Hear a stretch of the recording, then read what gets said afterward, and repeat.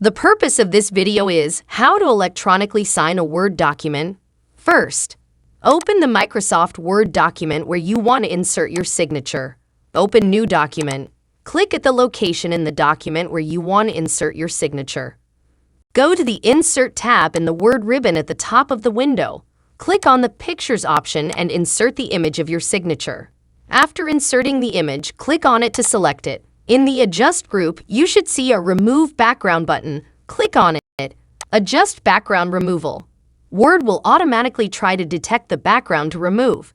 It will mark the area it plans to remove with a magenta color overlay. You can adjust the selection by dragging the handles on the overlay. Areas inside the overlay will be kept, and areas outside will be removed.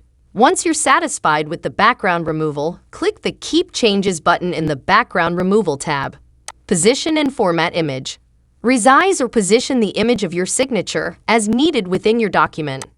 Please note that the effectiveness of the background removal tool may vary depending on the complexity of the image and the quality of the initial selection. Now, your electronic signature is ready, and you can use this electronic signature in any document. Please do subscribe and don't forget to like this video. Thank you for watching this video.